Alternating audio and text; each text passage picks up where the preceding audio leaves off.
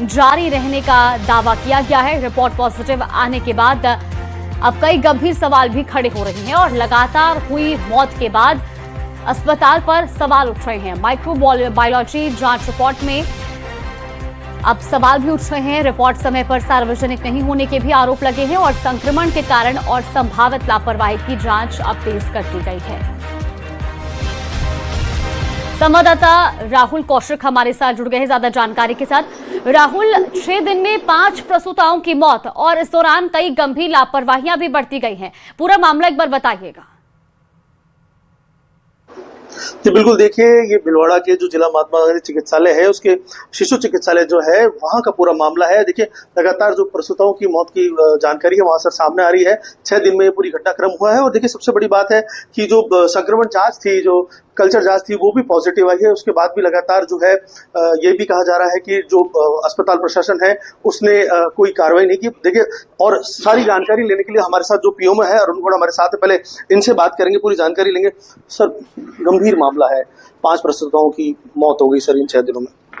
Sir ये एक संवेदनशील मामला है और जैसे कई और अस्पतालों में ऐसी घटना हुई, हमने पिछले महीने ही एक प्रोटोकॉल डिसाइड किया। सारे विभागाध्यक्ष, ओटी इंचार्जेस और आईसीयू इंचार्जेस, साथ में आपके माइक्रोबायोलॉजी के डिपार्टमेंट को इन्वॉल्व करके सब जगह को एक इन्फेक्शन कंट्रोल पॉलिसी के सिद्धांतों के आधार पर एक प्रोटोकॉल को फॉलो कराया। नियमित अंतराल पे हमारे ऑपरेशन थिएटर्स में ड्रेसिंग ट्रॉली हैं, इंस्ट्रूमेंट्स हैं, वॉशिंग प्लेस हैं, आपके फ्लोर्स हैं, इन सब का नियमित इंस्टॉलेशन कराया जा रहा है और वहां से सैंपल भी लिए जाते हैं। क्योंकि हमारे यहाँ वर्कलोड काफी है, नियमित अंतराल पे इन्फेक्शन कंट्रोल के लिए सैंपल लिए जाते हैं और जहां से कंडीशन में सैंपल में ऐसा लिखा आता है कि वो परमिसेबल नहीं है, उस ओटी को बंद कर दिया जाता है। अतः यह कहना सरासर गलत है कि जिस ओटी के अंदर कोई परमिसिबिलिटी नहीं थी वहां पर ऑपरेशन किए गए हैं। इवन यह भी सुनिश्चित किया जाता है कि एक ऑपरेशन के और दूसरे ऑपरेशन के बीच में स्टेरिलाइजेशन प्रोसेस को फॉलोअप किया जाए। सर, कहीं ना कहीं आप बता रहे हैं सारे प्रोसेस को फॉलो किया जा रहा है, नियम कायदे जो भी उनको फॉलो किया जा रहा है, साफ सफाई का ध्यान रखा जा रहा है, फिर भी रिपोर्ट पॉजिटिव आती है, फिर भी उसके बाद लगातार जो है ऑपरेशन जारी रहते हैं।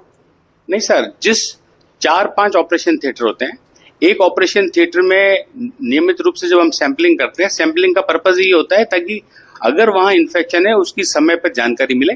तो जैसे ही हमें इसकी जानकारी मिलती है उस ऑपरेशन थिएटर को बंद कर दिया जाता है, उसको फ्यूमिगेट किया जाता है, उसके बाद में उसके वापस सैंपल लिए जाते हैं और जब वो सैंपल परमिसेबल लेवल में आते हैं तभी वो ऑपरेशन थिएटर में उसको काम करने की इजाजत दी जाती है वहां के ऑपरेशन थिएटर प्रभारी के द्वारा। आरोप ये भी लगाए जा रहे हैं कि जो ऑपरेशन थिएटर उसे बंद नहीं किया गया था। नहीं सर, ऐसा नहीं है। या फिर ये जो ये पब्लिक नहीं की गई कि भाई यहाँ पे संक्रमण नहीं, देखो ये कोई पब्लिक करना या करना महत्वपूर्ण नहीं है। महत्वपूर्ण ये है कि जिस ऑपरेशन थिएटर से ऐसी रिपोर्ट आए उसको बंद कर दिया जाए और वहां पे सारे प्रोटोकॉल्स की पालना निश्चित की जाए। अब क्या होता है कि हमारे यहाँ रेफर्ड पेशेंट ज्यादा आते हैं। ये मेडिकल कॉलेज है, पूरे जिले के आसपास के, बूंदी के, नीमच के, इवन आपके सदर्न जो एमपी है वहां के पेशेंट भी यहाँ आते हैं और वो गंभीर मरीज में स्थिति में आते हैं।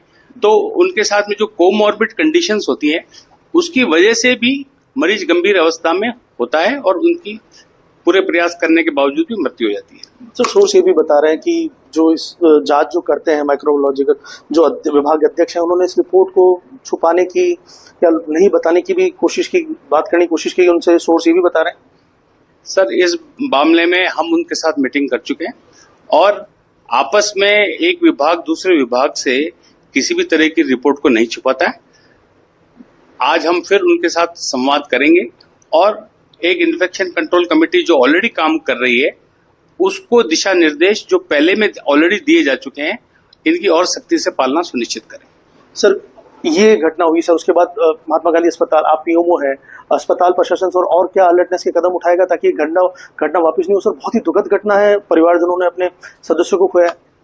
सर, एक प्रोटोकॉल है, जो प्रोटोकॉल हमने इनको लिख के दिए हैं, आज और कल में ये प्रोटोकॉल वहां हम कलर्ड बैनर के थ्रू, फ्लैग्स के थ्रू वहां लगाए भी जाएंगे और इसकी जानकारी और ज्यादा से ज्यादा हमारे ग्रास रूट तक के नर्सिंग स्टाफ को भी दी जाएगी और ऐसा किया जा रहा है, ये सतत प्रक्रिया है। इन मौतों को सिर्फ संक्रमण से जोड़ना सही नहीं है। राहुल, सर, एक कहीं ना कहीं सवाल जो और जिम्मेदार लोग हैं कीजिएगा। वहां पर, जो जिम्मेदार लोग थे, उन पे भी कार्रवाई की जाएगी?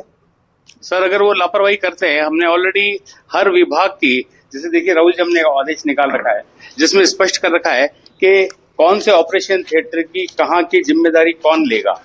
ये हमने 29/6 को ही इनकी जिम्मेदारी तय कर रखी है। और इन सब का पर्पस क्या है? पर्पस ये नहीं है कि, पर्पस ये है कि एक सिस्टम डेवलप हो और मरीजों को गुणवत्तापूर्ण कार्य हो।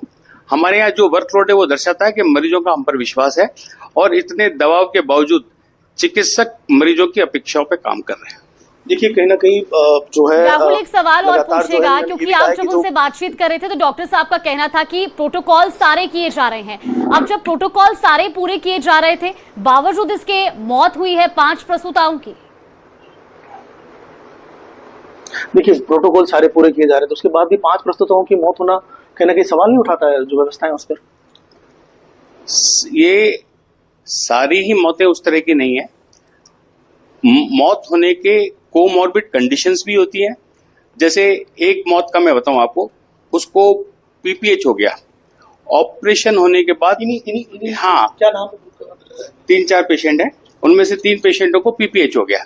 तो पोस्टपार्टल हेमरेज होना एक कॉमन कॉम्प्लिकेशन है जिसको मैनेज करने का पूरा प्रयास किया जाता है।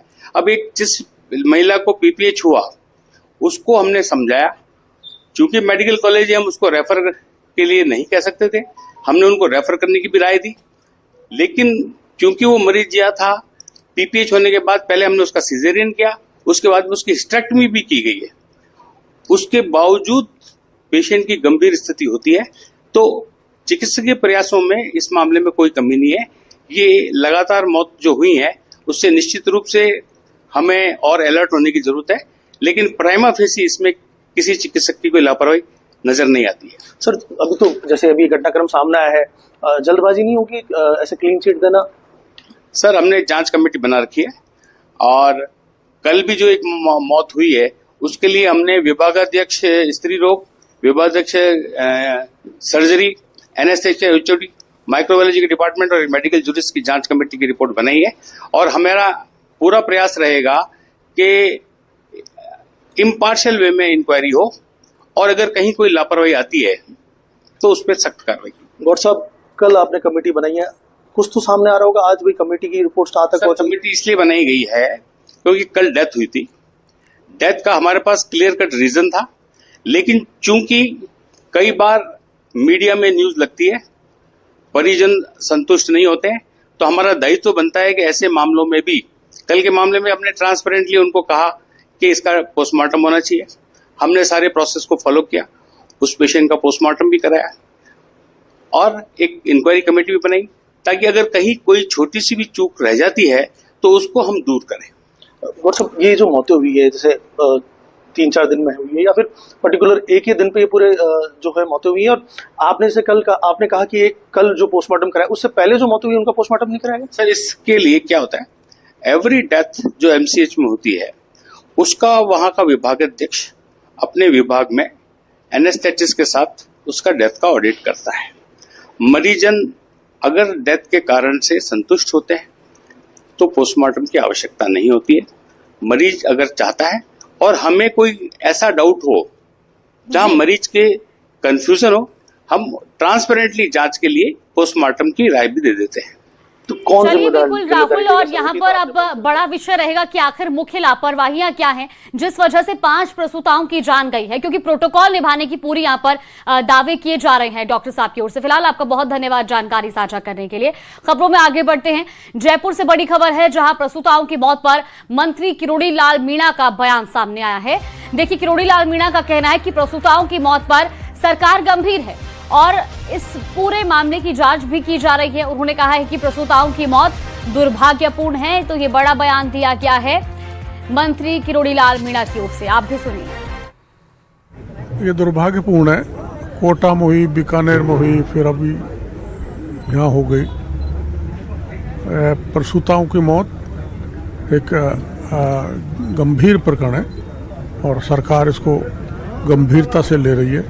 और आपको पता है, जो इंजेक्शन दिया जाता था वो भी बैन हो गया, प्लस उस कंपनी का भी लाइसेंस निरस्त कर दिया गया।